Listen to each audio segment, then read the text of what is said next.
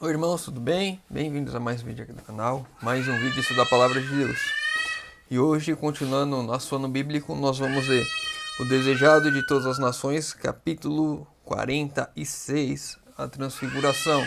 Lembrando, esse é apenas um resumo da minha leitura. Recomendo aos irmãos a leitura do capítulo completo lá no aplicativo da Bíblia, ou então ouvir o audiobook.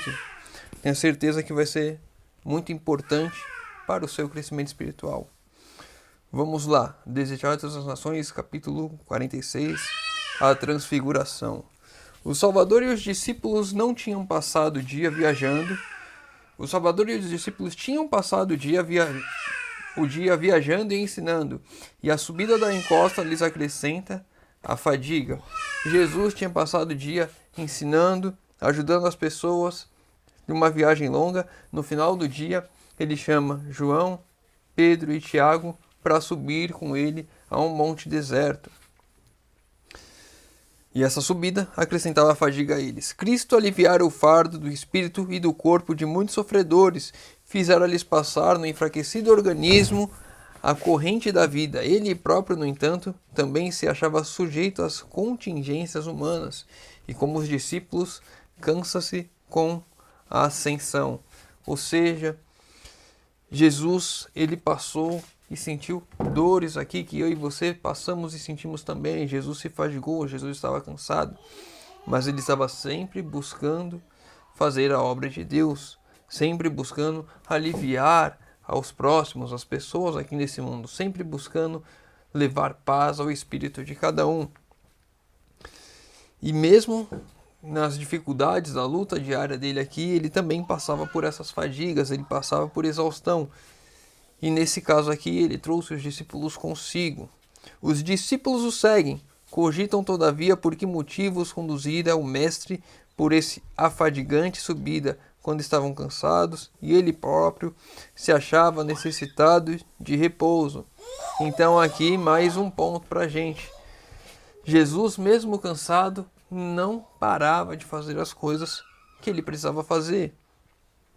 E aqui ele já tinha falado, como a gente viu ontem na nossa live, que os discípulos já sabiam que Jesus teria que sofrer a morte de cruz. Eles não conseguiam entender como que o propósito de ele assumir o trono terrestre iria se cumprir, porque era isso que eles estavam vendo. E eles não entendiam agora o porquê do motivo de se sobrecarregar dessas fadigas. Já estava cansado durante o dia, passou o dia ensinando, passou o dia ajudando, e agora uma caminhada no fim da noite, no início da noite para esse monte. A princípio, os discípulos unem as próprias preces às suas, com sincera devoção. Jesus os chama ali e agora põe eles a orar junto com ele. Algum tempo depois, porém, são vencidos de cansaço, e mesmo esforçando-se para conservar o interesse, ei-los adormecidos. A gente vai ver a mesma cena do Getsemane. Os mesmos três seguem a Cristo, vão até Cristo. Cristo pede para eles ficarem em oração junto com ele. Jesus vai um pouco adiante, começa a orar, eles oram e dormem. E esse adormecimento que nós vemos aqui dos discípulos é um adormecimento que está constantemente em nossas vidas, constantemente batendo. Nós olhamos para a parábola das 10 virgens, todas as 10 virgens conheciam a mensagem, todas as 10 virgens estavam esperando o noivo, e todas adormeceram. Não foram 5 que adormeceram, tinham 5 prudentes, 5 que estavam preparadas e 5 imprudentes, 5 que não estavam preparadas, mas todas conheciam a mensagem e todas estavam dormindo. Parece aqui um recado para mim e para você. Nos dias de hoje, devemos despertar o quanto antes, porque o noivo está vindo. Devemos estar prontos, devemos estar com o azeite em nossas botijas, devemos estar com o Espírito em nós, que o Espírito Santo nos guie, que nossa vida seja cheia do Espírito, que as pessoas possam ver que Cristo vive em nós, para que quando Ele vier, sejam só o encontro dele que já vive em nós, com ele mesmo. Claro que o viver em nós, enfim, isso daí é assunto para outro vídeo. Jesus lhes falara dos seus sofrimentos, ou seja, da morte de cruz, levara-os consigo para lhes unirem em oração, está mesmo então a interceder por eles. Jesus agora intercede por eles também, porque eles não... Nossa, tem uma abelha aqui e não é das minhas, ou é uma mosca. Jesus está aqui a interceder por eles, porque eles iriam sofrer demais quando ele morresse. Eles não estavam conseguindo compreender ainda o que era o plano da salvação. E eles adormeceram ainda. Roga que testemunhe uma manifestação de sua divindade, que na hora de sua suprema agonia os conforte com o conhecimento de que ele é com certeza o Filho de Deus e que a sua ignominiosa morte é parte do plano da redenção. Então aqui Jesus estava orando por eles para que eles conseguissem testemunhar de fato que Jesus era o Cristo de Deus, o Messias que iria vir, o Messias, e que a morte na cruz fazia parte do plano da redenção. E eles estavam dormindo. Jesus orando, intercedendo por eles, para que eles tivessem conhecimento, para que a sua fé não esmoecesse no maior momento de provação. E eles estavam dormindo. Sua oração é ouvida ao achar-se curvada em humildade sobre o pedregoso solo. O céu repentinamente se abre. Descerram-se de par em par as portas de ouro da cidade de Deus e envolvem a figura do Salvador. A divindade interior irrompe através da humanidade, encontrando-se com a glória vinda de cima. Erguendo-se da prostrada posição em que se achava, Cristo apresenta-se em divina majestade. Desaparecera a agonia da alma. Seu semblante resplandece agora como o sol, e seus vestidos são brancos como a luz. Então nós vemos aqui alguns detalhes a mais que a gente não vê quando a gente estamos lendo as Escrituras, que de fato as portas do céu se abrem, a luz desce e irradia, e Cristo, a divindade, se sobrepõe à humanidade. Dá para ver agora rompendo, os laços, agora Cristo está em sua glória. Os discípulos, despertando, contemplam a inundação da glória que ilumina o monte. Com temor e espanto, fitam a radiosa figura do Mestre. Ao poderem resistir à assombrosa luz, veem que Cristo não se encontra só. Ao seu lado, acham-se 2 seres celestiais, entretidos em íntima conversa com ele. Ou seja, eles perderam a maior parte do que aconteceu. Os portões do céu se abriram, a glória de Deus ilumina Cristo, a divindade sobrepõe, a agonia da alma de Cristo desaparece, Elias e Moisés se juntam a ele, eles estão em conversa e só então que os discípulos acordam. Os discípulos perderam toda a bênção, tudo aquilo que Cristo estava orando para que eles compreendessem, para que eles vissem, eles perderam porque estavam adormecidos. E eu e você, se estivermos adormecidos, não iremos perceber os tempos em que estamos vivendo. Quando chegar, de fato, ali o fim, o decreto dominical, já as portas, todos os acontecimentos apontando para isso. Quando ele sair, vai ser uma surpresa para muitos, para a maioria que está adormecida. E aí, na precipitação, pela surpresa, muitos despreparados irão apostatar, irão abandonar, irão ceder às pressões do mundo, enquanto outros, que também estavam adormecidos, despertam, mas estavam preparados para esse momento.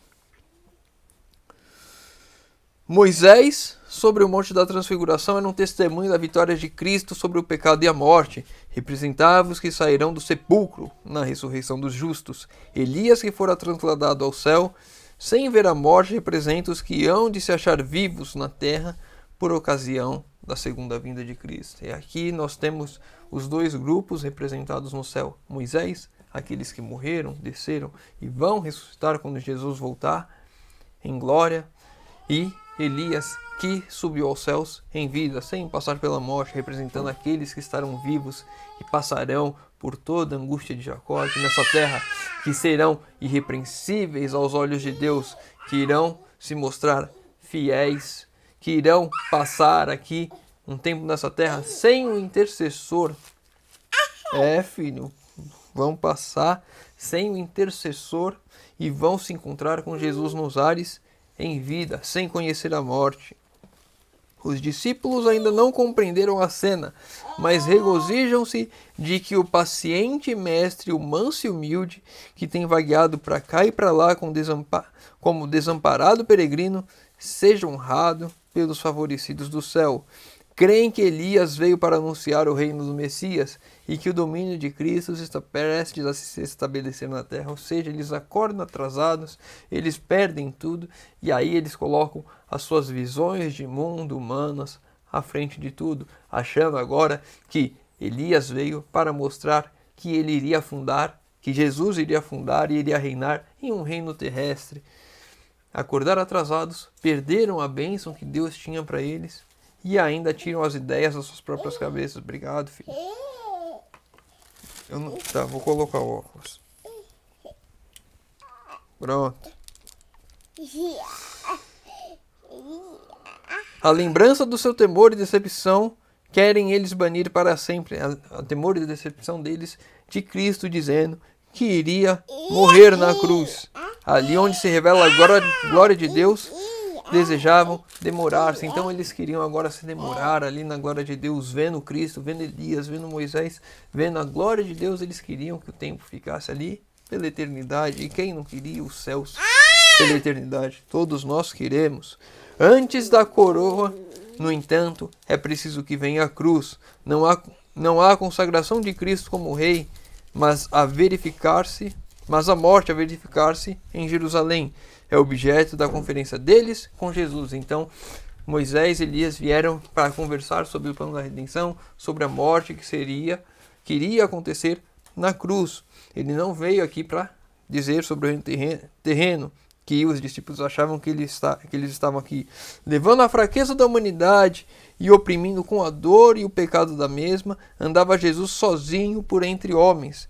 Então, Jesus estava andando aqui, por mais que tivesse os discípulos ali, ele estava andando sozinho. Eles não compreendiam a obra que ele viria aqui fazer.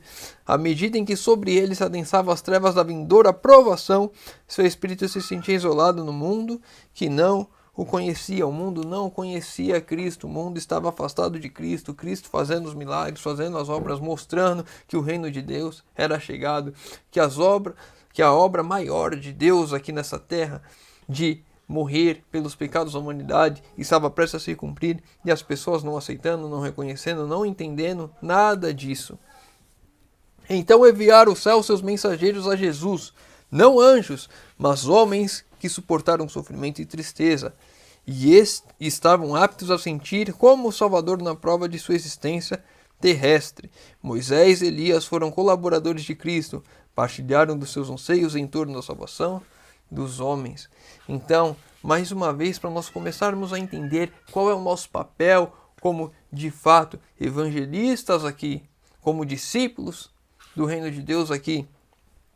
Moisés e Elias foram colaboradores durante toda a sua vida de Cristo aqui, fizeram o que tinham que ser feito.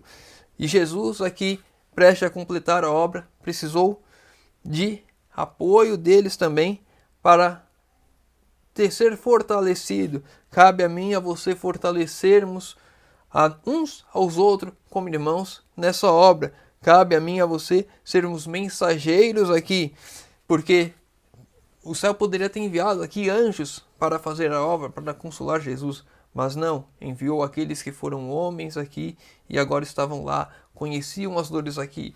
Eu e você devemos ajudar os nossos irmãos, porque conhecemos e poderemos passar, ou já passamos, por dores semelhantes.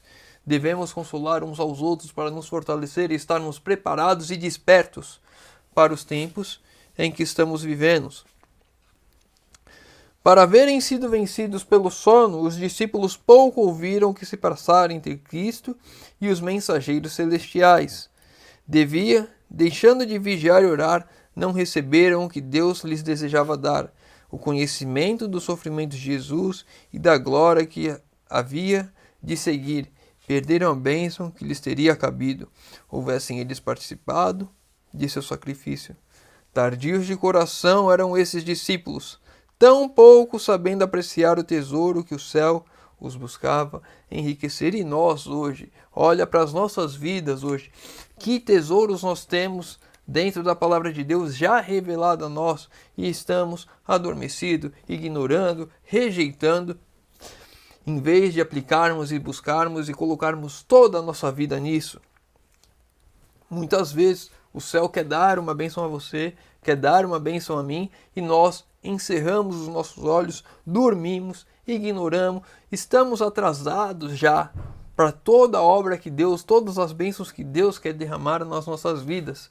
E enquanto ficarmos nesse adormecimento, nesse berço esplêndido, nesse sono profundo, iremos estar perdendo as bênçãos. O céu quer se abrir a nós, quer nos iluminar, mostrar o caminho que devemos andar, mas estamos adormecidos aqui nessa terra. Os prazeres desse mundo, as fadigas desse mundo, as nossas raízes aqui puxando as energias dessa terra, nos colocando fadiga, nos colocando um cansaço absurdo, estão nos tirando as bênçãos dos céus. O que tem feito com que eu e você nos permanecemos adormecidos aqui.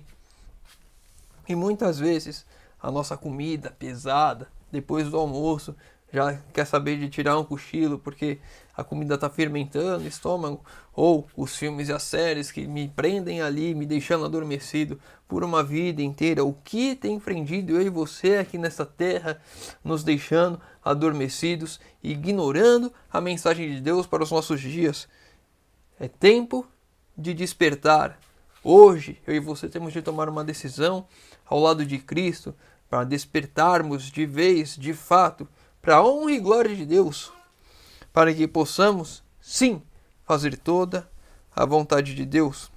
Para a gente encerrar o último texto, estando ainda a contemplar a cena sobre o monte, eis que uma nuvem luminosa os cobriu, e da nuvem saiu a voz que dizia: Este é meu filho amado, em quem me comprazo, escutai-o. E hoje temos a palavra de Deus que nos revela esse testemunho, nos revela essa instrução, e cabe a nós, a mim e a você, termos a certeza de que vamos fazer isso em nossas vidas. Escutemos a palavra de Deus, a palavra para nós hoje. Uma palavra de conversão, uma palavra de mudança de vida, uma palavra de entrega total a Deus, porque é Ele quem vai fazer essa obra em que, se fizermos, não terá valor algum. Se não fizermos, andarmos no caminho da perdição, escolhendo a perdição. Cabe a mim e a você hoje decidirmos, despertar, ouvir a voz de Deus, permitir que o Santo Espírito trabalhe em nossas vidas e mude, nos transforme, faça com que Cristo de fato viva em nós, ou continuarmos dormindo, adormecidos, esperando sermos pegos de surpresa, muitos de nós sem preparação. Bom, vamos encerrar por aqui hoje. Espero que o irmão tenha gostado, aprendido. Se ficou com alguma dúvida, deixa nos comentários. Se tem algum comentário para fazer, ler o capítulo completo, para a gente estudar e crescermos juntos espiritualmente, deixa nos comentários. Eu vou estar lendo, vou responder a todos. Se tem os pedidos de oração, deixa nos comentários, que eu estarei orando por todos. Convido os irmãos que puderem fechar os olhos para falarmos com Deus. Senhor Deus, Pai amado, obrigado, Senhor, porque mais uma vez temos a oportunidade de abrir a Tua palavra e de estudar. Pai querido, te pedimos que o Senhor, por favor, nos desperte, que possamos, Senhor, nos preparar para fazer toda a Tua vontade, Senhor. Por favor, que não percamos a bênção que o Senhor tem preparada para nós. Te pedimos isso, Senhor, em nome de Jesus. Amém. Meu irmão, fica com Deus e que Deus te abençoe.